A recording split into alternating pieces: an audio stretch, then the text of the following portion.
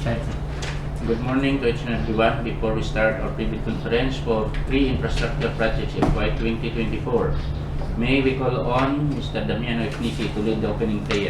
Let's pray. In the name of the Father, and of the Holy Spirit, and everything God our Father, we thank you for the good privilege to have us present here today. You continue to impart us your knowledge, wisdom, and presence of mind, so that we may be able to do our daily tasks effectively and presently as public servants. Give us all the senses to provide equal service and opportunity to the people, as well as the ability to work together with our workmates to seek welfare and wisdom. Lastly, with this privilege, grant us your bless and become successful. We ask this to our Lord Jesus Christ, your Son, who lives and reigns with you, in the unity of the Holy Spirit, and God forever. Amen. Father, and Son, and Spirit. Good day again. May we call on our BAC Secretariat members to do the roll call of the members of BAC, DPWH BAC Secretariat members, as well as the contractors representative who are present today. Thank you.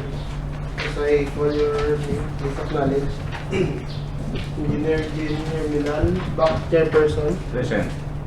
Engineer Nico Enriquez, BAC Vice Chairperson. Present. Engineer Deputy Manuel, Regular Member. Present. Engineer Antonio Aron Cepeda, Regular Member. Present. Mr. Damiano Niki, Regular Member. Present. Engineer Carlo Jan Leisa, Provisional Member. Present. Engineer Lira Cuenca, Provisional Member. Present. And also acknowledge the presence of our BAC Secretariat members and staff, Mr. Esteban Copa, Present. Engineer Anjanet Tolentino, and yours truly, Francis Castillo, member of the BAC Secretariat. Thank you. It seems that there are no observer and no contractors representative present today. Based on Section 22.3 of 2016 Revised RR of RA 9184 and ITB 9.10, attendance shall not be mandatory. Since majority of the BAC members are here, I declare this PREBID conference for pre-infrastructure projects FY 2024 with quorum. I now call this PREBID conference to order. I will give the floor to our BAC secretary members to read and discuss today's PREBID conference. The agenda of PREBID conference. Number 1, brief presentation explanation by the BAC of the following. A. Basic contract data, including contract description, approved budget of for the contract and duration. B. Requirements of bidding documents, including instruction to bidders, general conditions of contract, special conditions of contract, specifications, drawings, bill of quantities, and forms. Letter C. Documents to be submitted by the bidders, the technical proposal and the financial proposal. Letter D. Criteria and procedure for eligibility check, preliminary examination of bids, detailed evaluation of bids, post-qualification and award. Number 2. Questions, comments from bidders, and replies of BAC and other representatives of procuring entity. Number 3. Other matters. And the last, summary of proceedings, including supplemental bid bulletins to be issued. Thank you. I declare this agenda approved. May we now call our BAC members, Engineer Lira Cuenca and Engineer Carlo Jan Leisa, to enumerate basic contract data of the project, and followed by Engineer Cepeda to also read the requirements of the bidding documents. Basic contract data for contract ID number 24GF0047. Name of contract. Construction of Barangay Trapiche to Barangay Galang to Barangay Salngan Road, including facilities, location, Oton, Iloilo. Scope of works. Part A. Facilities for the engineer. Part B. Other general requirements. Part C. Earthworks. Part D, Subbase and Base Course. Part E, Surface Course. Part G, Drainage and Slope Protection Structures. Approved budget for the contract, 49 million pesos. Contract duration, 178 calendar days. Pickup license category, B or medium A. Cost of bidding documents, 25,000 pesos. Next, contract ID number 24GF0048. Name of contract, construction of Guimbal Road, Phase 3. Location, Guimbal, Iloilo. Scope of work, Part A, facilities for the engineer. Part B, other general requirements. Part C, earthworks. Part D, subbase and base course. Part E, surface course. Part G, drainage and slope protection structures. Part H, miscellaneous structures. Approved budget for the contract, 24,500,000 pesos. Contract duration, 163 calendar days. Pickup license category, C and D or small b. Cost of bidding documents, 25,000 pesos. Last, contract ID number 24GF0049. Name of contract, improvement of San Joaquin Road. Location, San Joaquin, Iloilo. Scope of works, Part A, facilities for the engineer. Part B, other general requirements. Part C, earthworks. Part D, subbase and base course. Part E, surface course. Part G, drainage and slope protection structures. Part H, miscellaneous structures. Approved budget for the contract, 49,500,000 pesos. Contract duration, 229 calendar days. Pickup license category, B or medium A. Cost of bidding documents, 25,000 pesos. Interested bidders may obtain further information from the DPWH Iloilo 1st District Engineering Office and inspect the bidding documents at Fort San Pedro, Iloilo City during weekdays Monday to Friday from 8 a.m. to 5 p.m. A complete set of bidding documents may be acquired by the interested bidders on January 26 to February 14, 2024 from the address given and upon payment of the applicable fee for the bidding documents.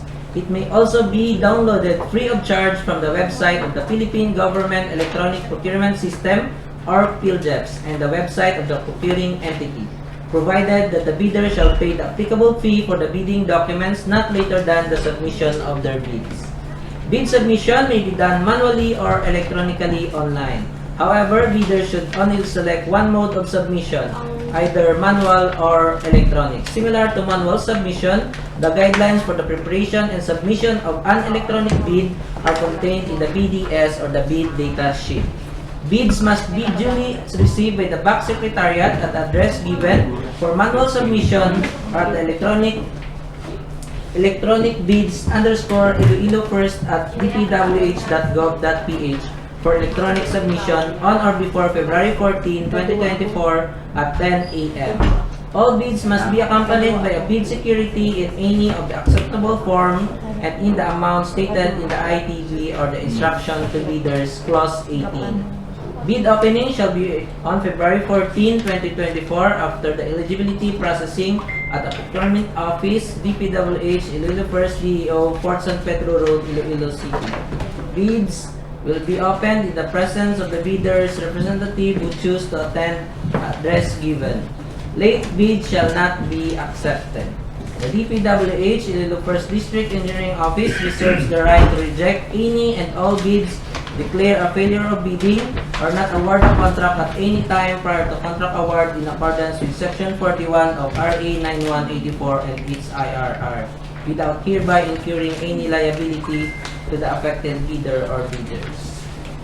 Mr. Chairperson, I will not discuss the bidding requirements anymore because that requirements of the bidding documents are stipulated in the Philippine Bidding Documents 6th edition. I suggest that the bidders should read this document. Thank you. Now we proceed to the technical, financial, and eligibility requirements. Our back secretariat member will be the one to read the requirements as well as the criteria and procedure for eligibility check, preliminary examination of bids, detailed evaluation of bids, post-qualification and award. Mr. Chairperson, since the documents required in the technical and financial components are mentioned in the instruction to bidders, I will not elaborate further. However, Engineer Tolentino will continue to discuss criteria and procedure for eligibility of bids, detailed evaluation of bids, post-qualification, and award.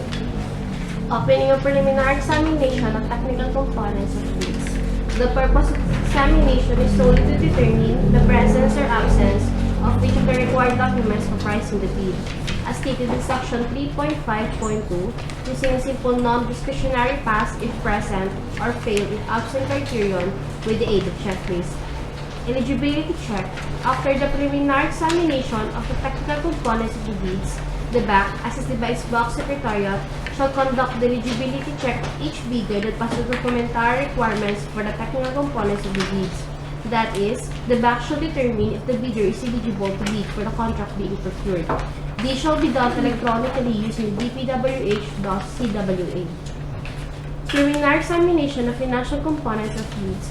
The BAC shall open the financial component of the bid or second envelope of each bidder, the technical component of the bid was rated as passed, with complete documentary requirements and was declared to be eligible for the contract.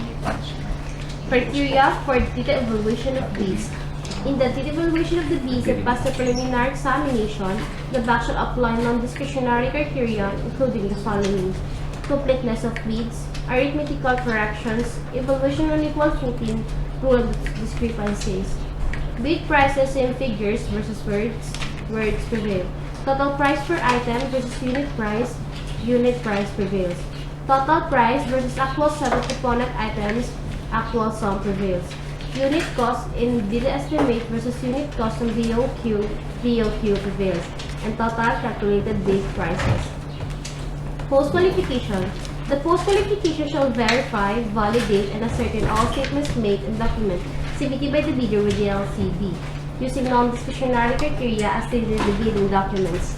These criteria shall consider but shall not be limited to legal requirements, capital requirements, and financial requirements. If the BAC determines that the bidder with the lowest calculated bid passes all the criteria for the post-qualification, he shall declare the said bid as the lowest calculated and responsive bid and recommend to the hope the award of contract with the said bidder at the submitted bid price or its calculated bid price, whichever is lower. IR Section 4.4. Lastly, for the notice of award, based on the bid evaluation report and post-qualification report, the BAC shall declare the lowest calculated and responsive bid and recommend to the hope the award of the contract to the bidder with the LCRB. IR 37.1.1. This decision shall be embodied in a BAC resolution using form DPWH-INFR-40 to be submitted to the hope for approval. Within 3 calendar days from the submission of such resolution recommending award of the contract to the bidder with the LCRB, the BAC shall notify all other bidders writing of its recommendation. IR Section 37.1.1.